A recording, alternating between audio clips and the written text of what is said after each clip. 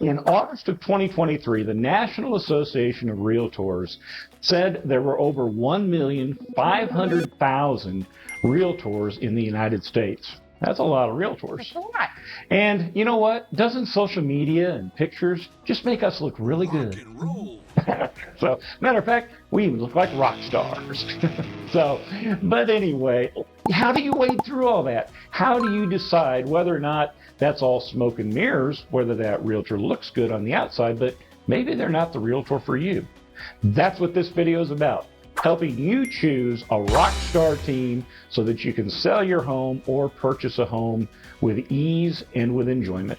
So let's go ahead and get started right now. Where do we go from here?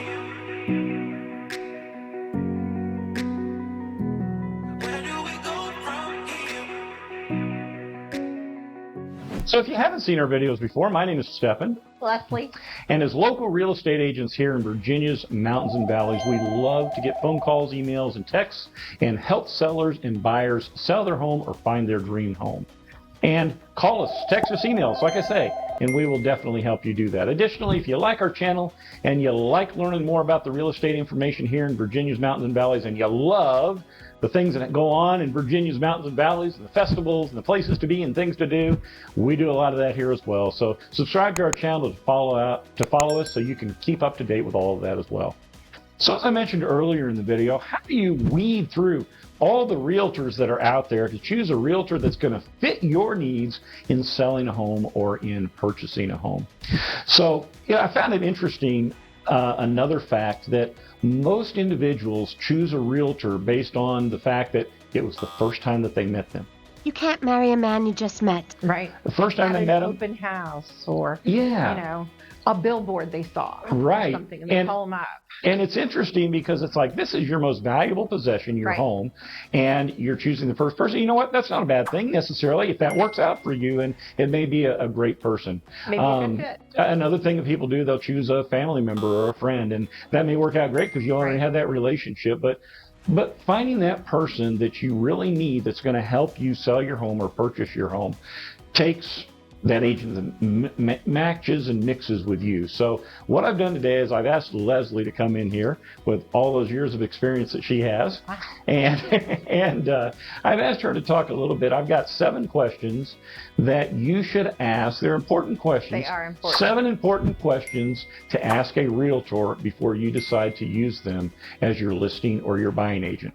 So Leslie, Okay. here we go. You ready? I'm ready. Question number 1. Talk it to me. He's on the hot seat. All right. All right. Question number 1. How long have you been in real estate, and is this your full-time job? Well, in March, it'll be 19 years that I have been a managing broker. So I continue to carry a managing broker license, which is the highest licensure that you can get.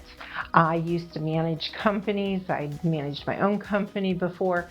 So that is why I've always carried a managing broker's license. I don't manage a company now, but I am called an associate broker here in the state of Virginia. So yes, I still carry that broker license.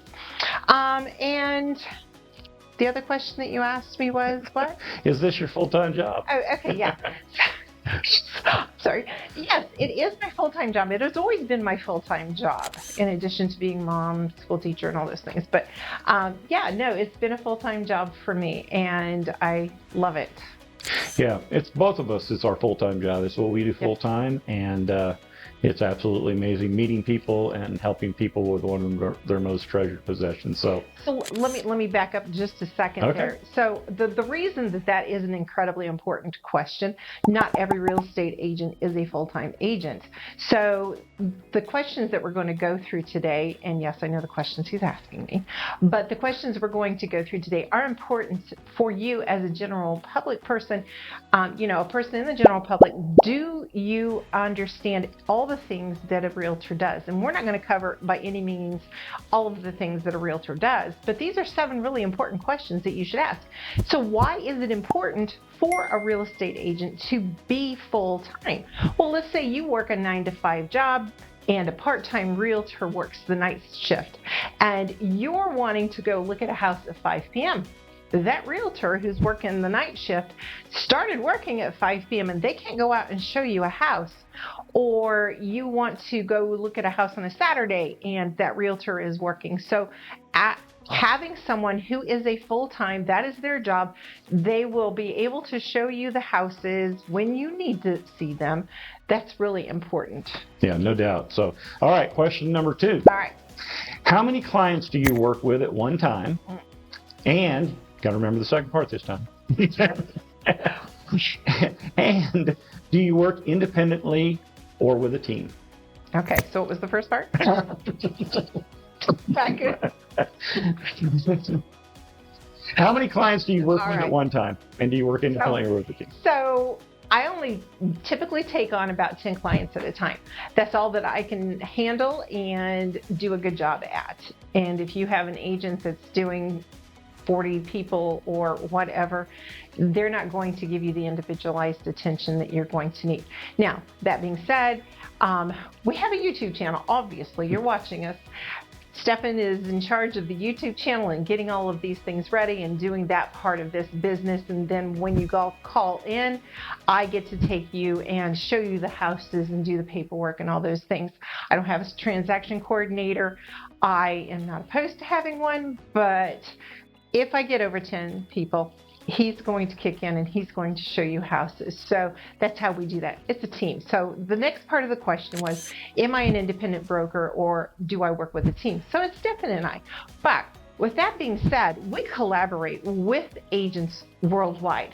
So no matter where you are in the United States, if you are looking to sell your house or buy a house somewhere else and you have some questions, I have a huge network of agents in other states that are more than happy to help you do what you need to do in whatever country or state you are in. Well, let me follow up with that question. Okay, so what about locally, though? What if you and Stefan are on vacation? I get it, you and Stefan both show homes. Makes it sound like I don't show homes. I do show homes. He does. But what happens if we're on vacation? I mean, we're out of the country or in the other side of the country. How do we help you? We were this last summer. So we actually, like I said, collaborate with a lot of local agents as well. All I have to do is give them a call. If neither one of us are available, I will find you someone to help you.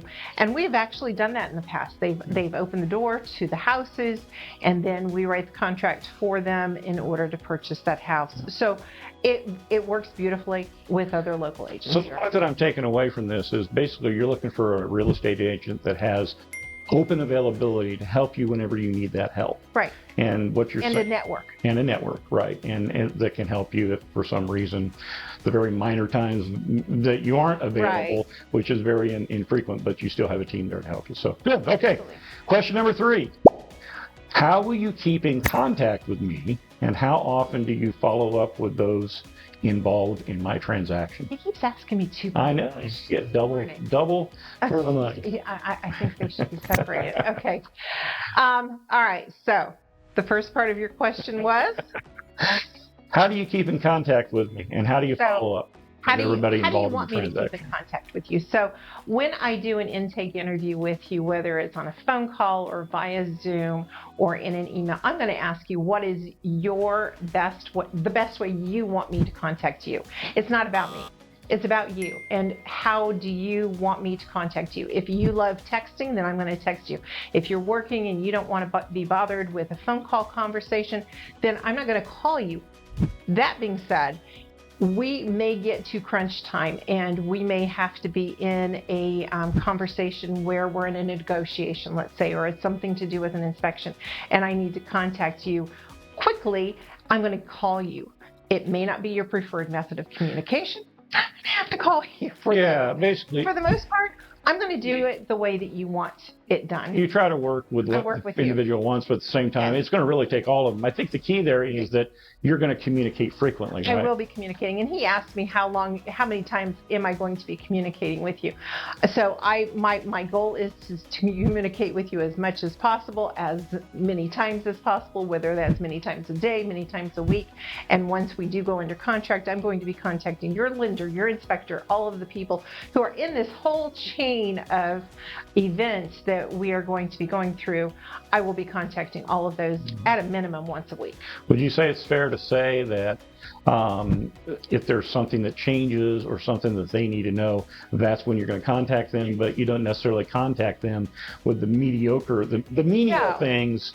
So it's not like you're contacted for every little teeny tiny thing. That's why they hire you, right? Right. So there's a lot of things that the general public doesn't know that goes on behind the scenes. Mm-hmm. I may be working in your, for your best interest, whether it's, an inspection, something, and whether it's trying to get money from the seller or it's trying to negotiate a repair for them. I'm the one who's behind the scenes working that out with the other listing agent, or whether I'm the listing agent, it's the other way around.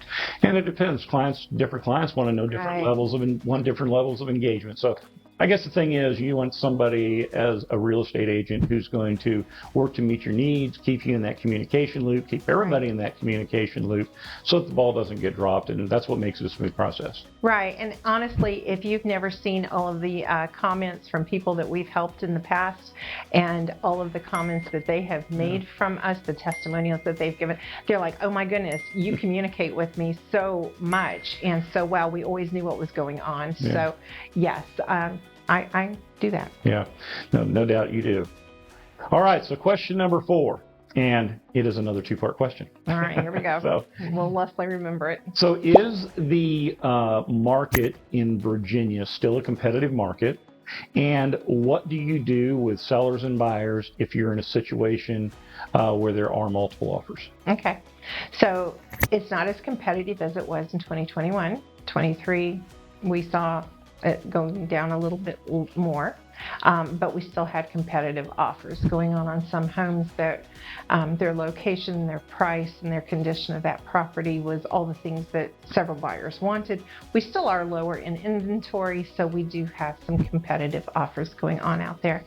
Now, how do I negotiate competitive offers? Depends on if I'm working as the buyer's agent or as the listing agent. So if you are a listing client, if you are looking to sell your house with me, I'm going to we're going to work through the contract, and we're going to get the offer that is best in your best interest.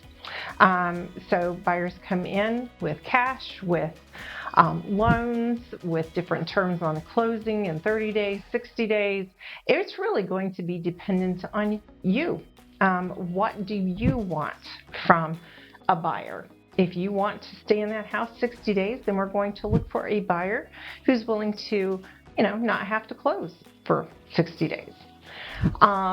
If you're working as a buyer, I am going to look through I'm going to call you that listing agent. I like it if I'm the listing agent, if buyer's agents call me and they want to know what is that seller looking for. How can I write the contract that is going to be the most attractive to that seller, aside from price? So what can I give them? Can I give them rent back? Can I close early? Can I close late? What are some things that I can do? Can I waive an appraisal? Can I waive the inspection? So all of those things are important, and we look at all of that. Right. And you've had a lot of experience with negotiating as well, correct? I have. Yeah. Now, actually, I've taken a course to become a professional negotiator that you'll see four little ABCs. It's RENE. It's a real estate negotiation expert after my name. I thought that was Renee. Yeah, that's what we call it, Renee, but it stands for that, real estate negotiation expert. But the best thing that has, for me, has been just experience and walking people through the contracts. Okay. It's funny, we always talk about the contract. Well, the contract is the roadmap to whatever we do. Whatever that contract says on it are the things that we are legally binding to do or not do. Okay. All right. Question number 5. This one really hits home to the folks here. Okay. How do you determine what homes match my wants and needs? Okay. So when you call and you schedule a Zoom call, or you call me and you say, I would like to work with you guys, and you help me find a house if you're a buyer, I have an intake sheet. It's a lot of questions on that intake sheet. I'm going to start with a name, address, phone number, email. I'm going to get all of those information, that information, so I know how to contact you. I am also going to ask you, what's your budget? Have you been pre-approved? How many bedrooms, bathrooms? Do you need a garage, a basement?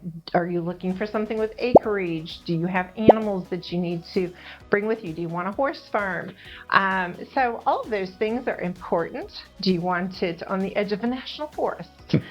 Sometimes we get those questions, or near the Appalachian Trail, since we live so close to that. So those are all great questions. I'm going to be asking you, more than 10 questions when you call me so that I can set up a property cart to email you all of the properties that are best suited for you. All right, so question number 6, which is another really important question that you should ask a realtor before choosing them to help you sell your home or buy your home. Okay. That question is, how many transactions on average do you close in a year? So we're going to go back to the whole professional versus amateur or mediocre agent. If it were me, I would highly recommend that when you're interviewing your agents, that they at least respond with a minimum of 12 transactions per year.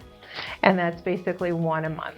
And why do I say that? It means that they've had their pulse on the market. They know what's going on. They've read through contracts. They know how to negotiate for you in the best terms possible. So the more knowledgeable they are with the contract and with what's going on in the market, the better. And I say, let's do an average of 12. Okay. But what about you? How many did you close last year? So my average is typically about double that. Okay.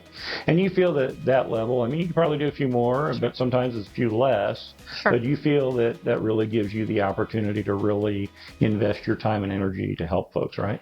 It does. And if, we get more busy, we will hire the help that we need. Right. Absolutely. I'm not opposed to that. Right. Okay, good.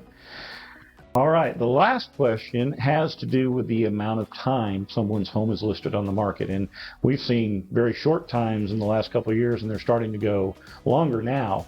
But as a listing agent and as a seller, what do you do if my home doesn't sell in 30 days? Okay, good question. So yes, the market these days has been quicker, and we are seeing, I wouldn't say longer times on the market. We're seeing a balance. Some people are like saying, oh no, if it's been on the market for longer than 2 weeks, it's a horrible home. Well, no, we don't say that. So I look at the market on a daily basis. I'm looking at what we call the hot sheet. I'm looking at all the new things that have come on the market. I'm looking at the solds. I'm looking under the expireds, all the things on the market out on a daily basis. So that means that I know the average days on market for your house. So let's just say, for example, that we are listing a luxury home. For example, okay, let's say it's $750,000, and I look at the market, and it comes up with 78 days on average on the market for a home in that price range. Okay, so what I'm going to do is when I come to your house and I look at your house and we talk about me listing your house and what the price is, I'm going to be upfront with you with all the information. I'm going to tell you, okay, we are going to, if your home, we price it right at the market value. And again, the days on market is based upon also where you decide to put that price. I've had some sellers who haven't taken my advice, let's say, and they've listed it way higher than I have told them to. And it's sat on the market, and we've had to talk about price reduction. So if you talk to an agent and you interview an agent, and that agent's first thing out of their mouth is like, oh, we're going to reduce that price if it doesn't sell in 30 days. We're going to reduce that price. No, we don't do that if the average days on market are 78 days. If you have taken my advice and we have priced it correctly, and we are still sitting there at 30 days, roll until that 78-day mark, and then we are going to discuss reducing a price maybe. And we're going to discuss what the market looks like now. Has that average days on market adjusted in that 78 days? We're going to look at all those things. But I preemptively talk about a price reduction when I come to list your house. When you list your house, I highly recommend that you talk to at least 3 agents. And when you interview those 3 agents and that agent comes out and says, we're going to reduce the price of your house after the first 30 days, and that's not the average days on market, you need to ask that agent, well, based on my house and the price that you're recommending, what is the average days on market for this house? And then you're going to look really smart because you know your stuff. So, yes, we're going to talk about, a price reduction schedule, potentially, if you want to list your house above where I've suggested. So we're going to say, okay, after 78 days, we're going to do, price drop. So you alluded to pricing the house properly the Correct. first time. That's the best thing to do to make sure that Absolutely. it doesn't sit on the market Absolutely. longer than it should, right? Correct. And a lot of people think that, I have to list my house high because somebody's not going to maybe offer me the full price, Right. and then I'll still get what I wanted. Is that really a good philosophy to have? No, I don't ever recommend we do it below the market value or above the market value. We're going to list it at the market value. Some people have the philosophy of marketing it below market value, so that pushes that price up. Well, over the years, 18 plus years, I have listed houses. That house is going to sell for what the market demands it sells for.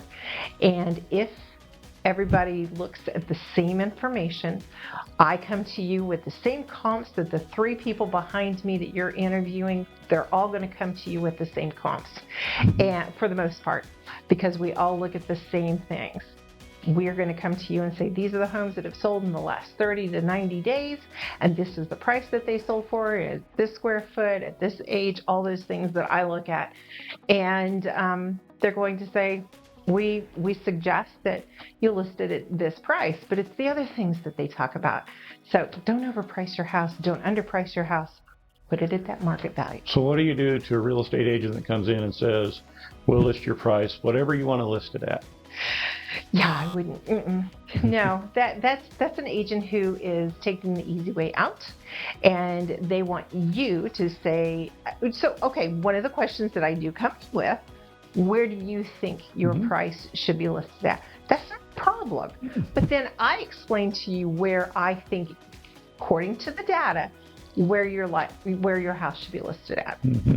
Yeah, no doubt, because that is the key, because once your house loses momentum on the market, when it's sat on there for a long time, it loses that momentum and not as many people look at it.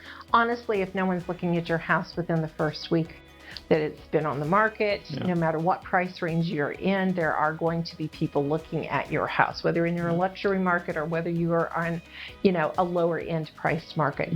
If you don't have people coming in to look at your house in the first 30 days, and I always ask those agents that have shown your house, I ask them for feedback. What do you think about this, that, and the other? And what do you recommend?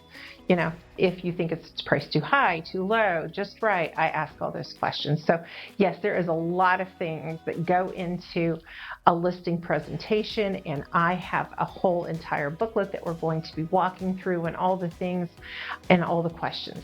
So here's the funny thing.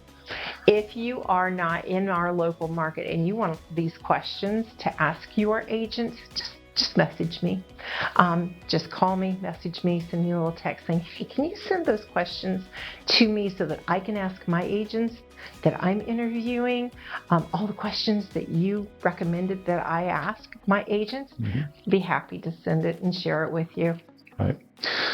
So would it be fair to say that maybe the best choice of a realtor is not one that tells you everything you want to hear? Correct. But what you need to hear? Yeah. I told that before. They're like, you're just very blunt and to the point. And I'm like, this is the highest priced asset that you will probably ever own.